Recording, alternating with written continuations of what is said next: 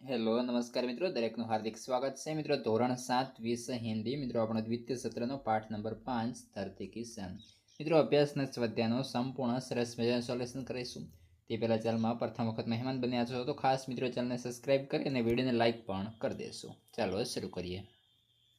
प्रश्न 1, काव्य को डीवीडी मोबाइल जैसे साधनों के माध्यम से सुनाकर उसका व्यक्तिगत और सामूहिक गान करवाना। तो मित्रों आने આપણે શાંતિથી ગાવાનું થશે। ત્યારબાદ प्रश्न 2, निम्नलिखित प्रश्नों के उत्तर दीजिए। पहलो प्रश्न, आप क्या क्या कर सकते हैं? उत्तर, मैं नदी में तैर सकता हूँ, मैं कुएं से पानी निकाल सकता हूँ, मैं साइकिल चला सकता हूँ, मैं पतंग उड़ा सकता हूँ, मैं क्रिकेट में अच्छी बल्लेबाजी और गेंदबाजी कर सकता हूँ।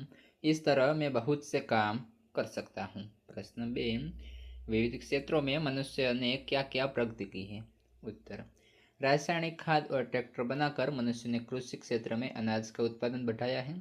विद्युत शक्ति से चलने वाले मशीन द्वारा उसने औद्योगिक क्षेत्र में कपड़ा, प्लास्टिक, रबर आदि से तरह तरह के उत्पादन किए हैं। भवन निर्माण के क्षेत्र में उसने अनोखी सफलता प्राप्त की है। मोटर, बस, रेलगाड़ी, दुपहिए, विमान आदि के निर्माण से यात्रा बहुत सुगम हो गई। टेलीफोन, मोबाइल, ईमेल आदि के द्वारा संचार व्यवस्था में क्रांतिकार बदलाव आया है। कंप्यूटर के आविष्कार ने हर एक क्षेत्र में अपनी उपयोगिता साबित कर दी है। चिकित्सा क्षेत्र में तरह तरह की दवाइयाँ और इलाज के नए साधन खोजे गए हैं। इस तरह विविध क्षेत्रों में मनुष्य ने अद्भुत प्रगति की है। प्रश्न 3 मित्रों, जेनी अंदर अन्य जीवों में मनुष्य महान कैसे हैं? उत्तर, मनुष्य के पास अन्य जीवों की अपेक्षा सोचने समझने की विशेष बुद्धि है। इसी बुद्धि के द्वारा उसने अनोखे आविष्कार किए हैं। मनुष्य को वाणी का वरदान मिला है। उनके पास भाषा की शक्ति है। इसके बल पर उसने सभ्यता और संस्कृति का विकास किया है।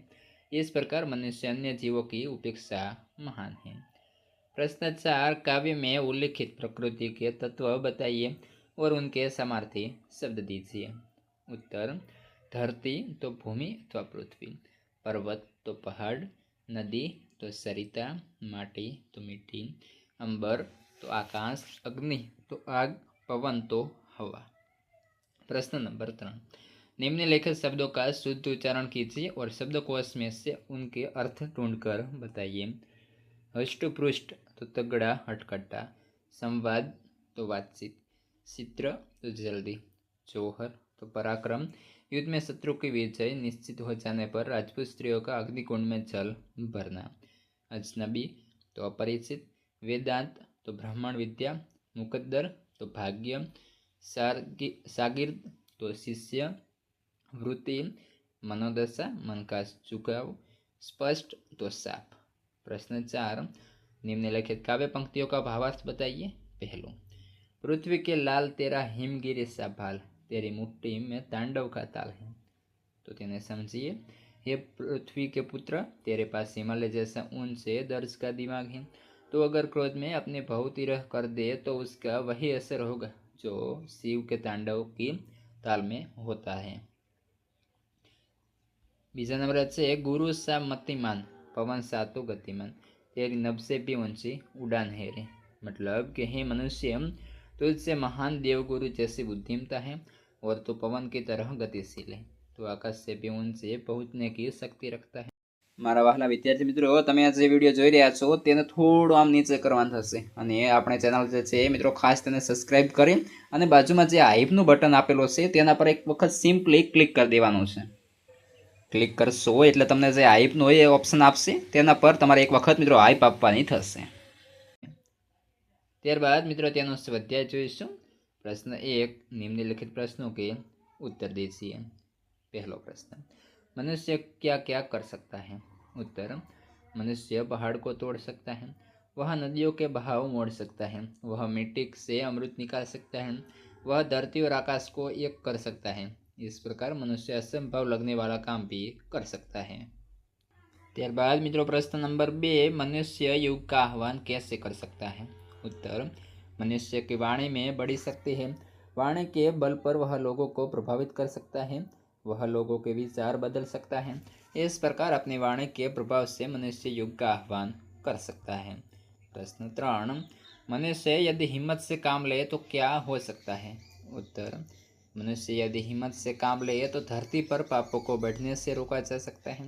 दुनिया में बढ़ने वाली पशुता कम हो सकती है।